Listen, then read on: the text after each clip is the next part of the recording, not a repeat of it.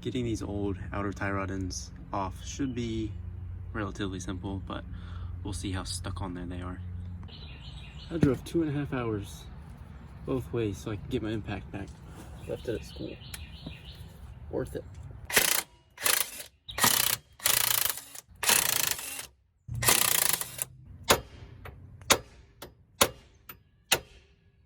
Woohoo!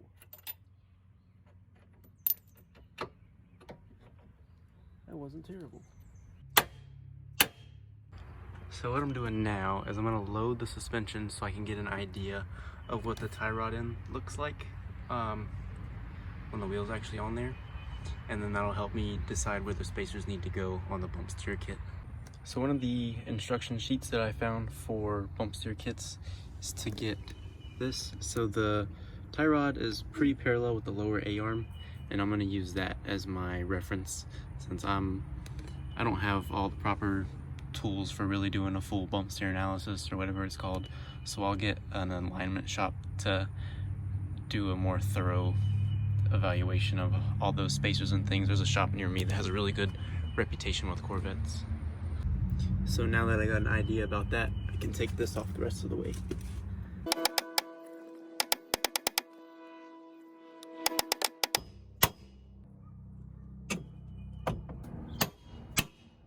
And just low. Yeah, that one was tore up. All of them were like that. The boots just disintegrated.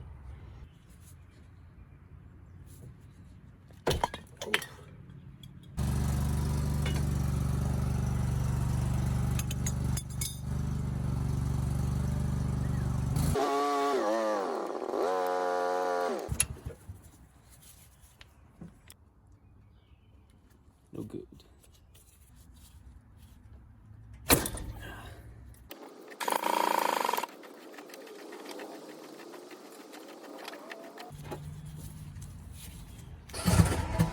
Eesh.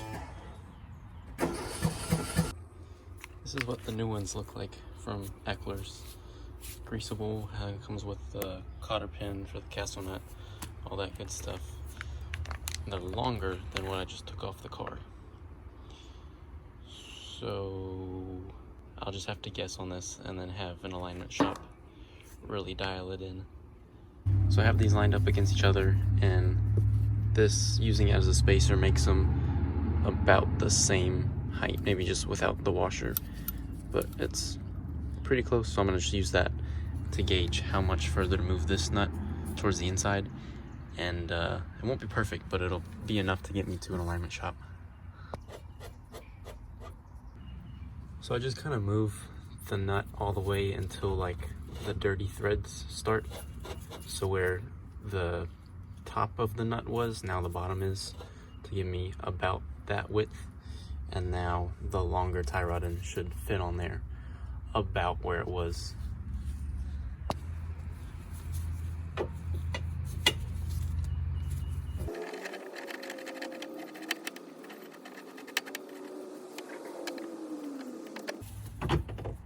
There we go.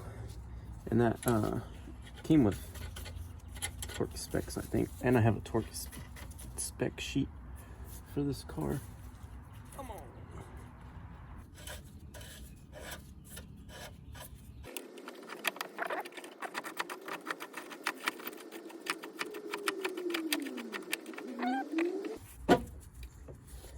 That was really simple for the back. So I have first pass 15 foot-pounds. Nice. Now it goes 160 degrees around. 90. 160-ish. See, that hole is nowhere close to the castle nut.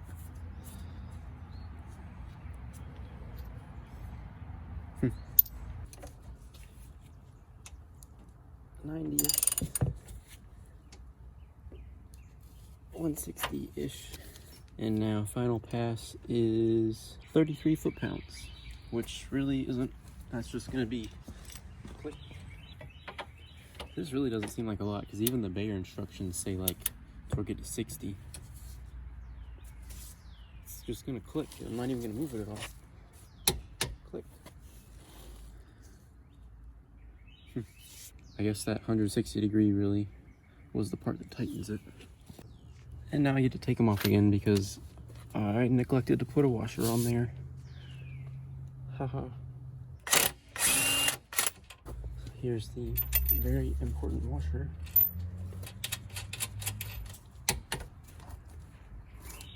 $90.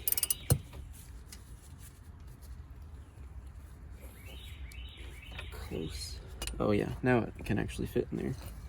And I don't know what the point of the last 30 is, if it's just make sure it's, I don't know. But you know what? I'm gonna leave this off in case this needs to be adjusted. And also tighten this nut. That way. Cool.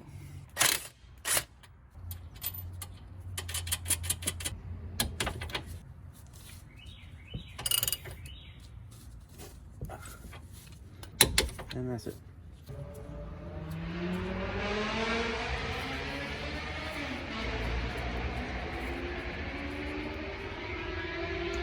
Oof.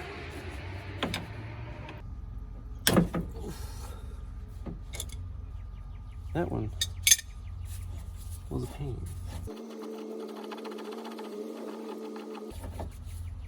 Sheesh. This one is the worst. I cannot get it. Oh. There, it just took my whole body to do it. My God. Oof.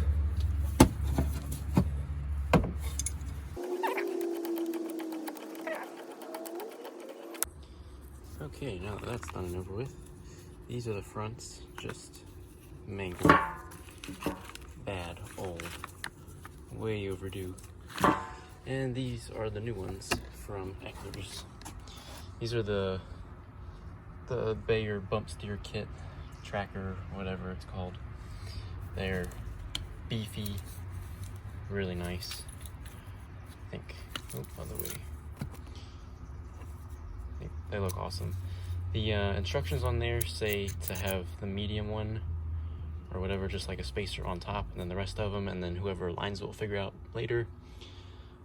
And then on the forums they say no spacers on top because of the way that it works, but those are just generic instructions from Baer to put one spacer on there, and then whoever's aligning it will change it. But having these side by side, so they're pretty much the same length with how they come. These are threaded all the way in, and that's how it's all packaged up, all nice and pretty. So I just throw these on like regular outer tie rod ends. So first I'm gonna try it with no spacers to see how close it is. It really is a good looking part. This black piece is super lightweight, and then everything else is about the weight that I would expect it to be. So this is gonna go on first, that, and then all the spacers on there.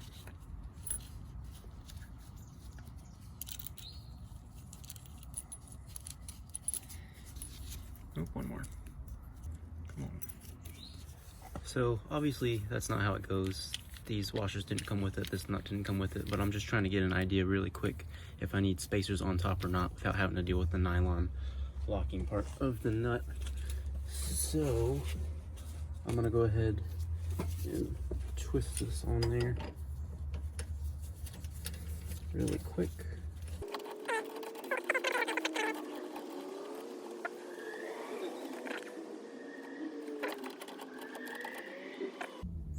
Throw this on there. I'd say that's pretty daggone close. No spacers. All right, sounds good. No spacers it is.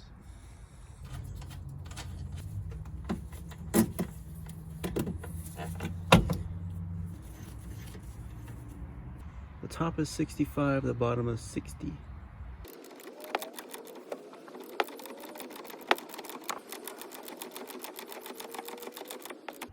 Now we're getting somewhere.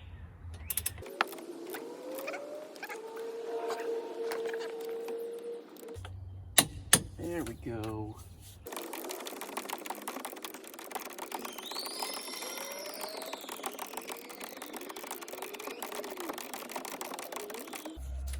There we go. Oh.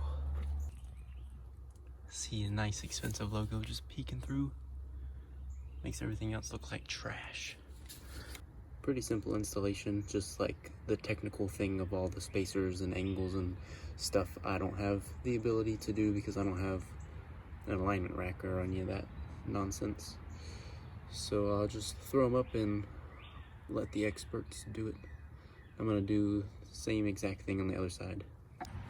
This is what it looks like before my hands get it all dirty. It's a pretty nifty piece. And I do plan on getting coilovers in the future, so these will be more useful once the car is actually a lot more lower. Doesn't do a whole lot of good for like OEM ride height, but it's still nicer to have, I think. It's just the stock outer tie rod ends would have been fine, but they're already so expensive, so I figured I might as well just get something that'll come in handy down the road instead of having to do this all over again when I'm really low.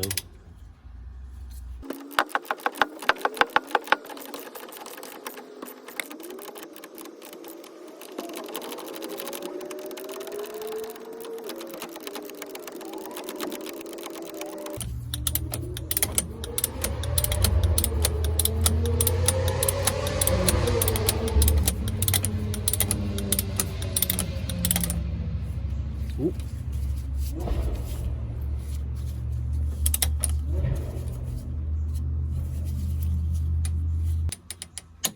Okay, there it is. There's 65. There they are. I have a better shot of them when I'm back doing the sway bar bushings and end links, but that'll be in the next video. But there she is. I'll give an update once I have it aligned and see if anything's changed, and also put the cotter pins in the back for those castle nuts.